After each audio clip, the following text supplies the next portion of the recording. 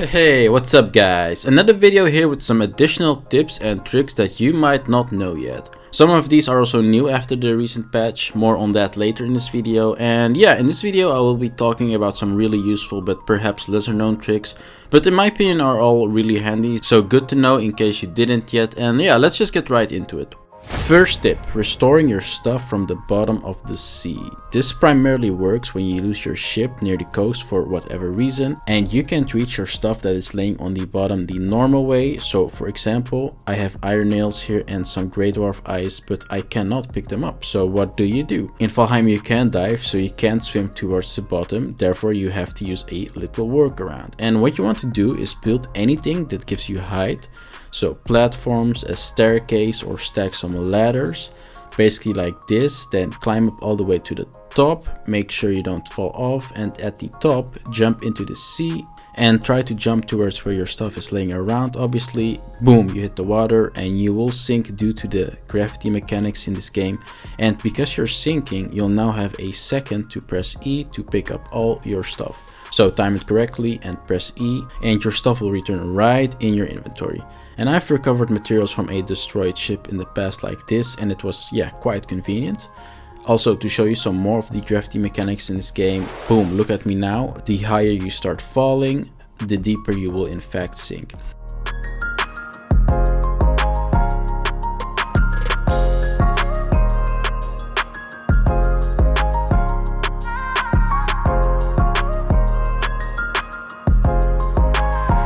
Tip 2. Using the hoe in the swamp. Honestly, using the hoe in the swamp is so useful because the swamp is filled with puddles, water, and all kinds of annoying things that makes moving in the swamp a real pain in the ass. So what do? You use the hoe to make safe pathways and to travel quickly from A to B, and it costs nothing because you can just use the level ground option. Ta-da! And your life will be much easier when you do this. It's also really useful for killing leeches, especially when you can't attack them normally or when you're having a hard time seeing them.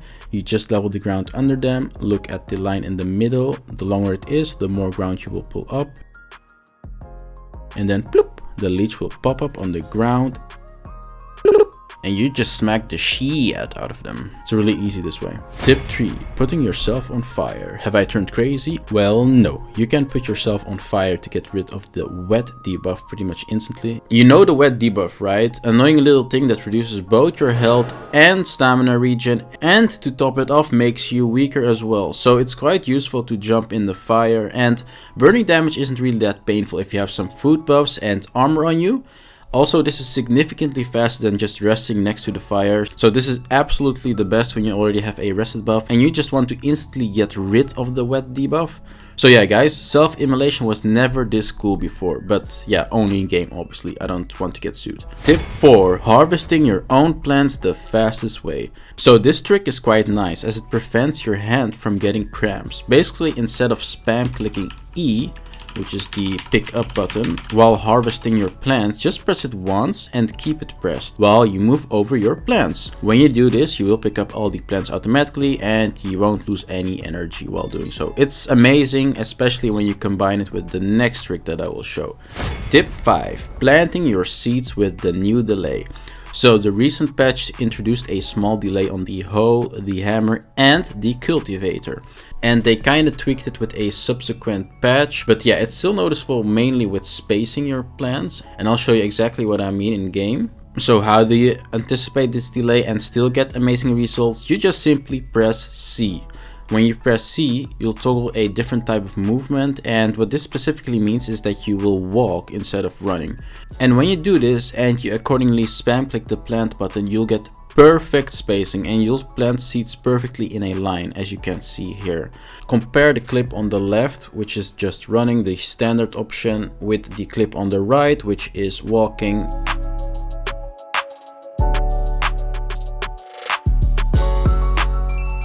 And you'll instantly see the difference. Basically, the seeds that I planted while walking are, yeah, way more tightly spaced and just look more neatly in comparison with the seeds that I planted while running, which is the standard option once again.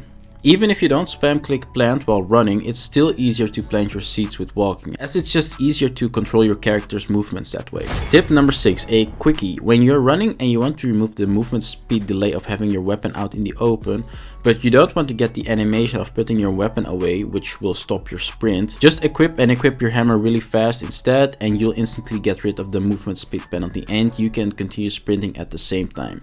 Tip number 7, harvesting flax and barley. So while we're on the topic of farming, for flax and barley, which you can find in the plains, don't pick them up one by one. Get yourself an AoE weapon, like for example an Edgear, and then just do the special attack. And from there onwards it's spin to win. And basically every time you do this, everything will be automatically ripped from the earth. And yeah, this is really convenient this way. Instead of you having to press E again and pick everything up one by one, you can just spin and then boom, you have everything in one go. Tip number 8, fast travel services for your cart in the mountains. Oh, hear me out on this one. This is a revolutionary way of transporting your cart after mining a lot of silver. So, like usually, do your thing, mine all of that silver in the mountains, and afterwards store it in your cart because you want to go home and transport all of your silver safely, right? Well, you can go down the mountains like a true peasant the normal way, but this technique that I'm going to show you is way better. Find the edge of the mountain, and while doing so, pull your cart with you. Then just throw or push that thing down the mountain, all the way down the mountain, and you don't give a f anymore.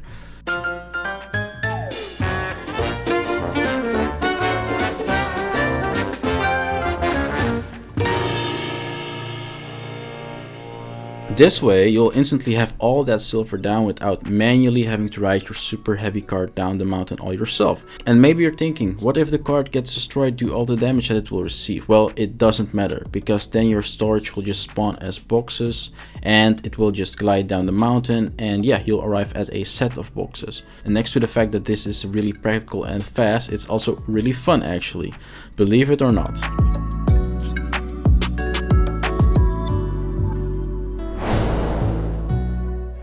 Tip number 9, using the Ashlands as your personal circling colony. The Ashlands, you know, that place with fire and stuff that you'll come across when you keep traveling south down the map.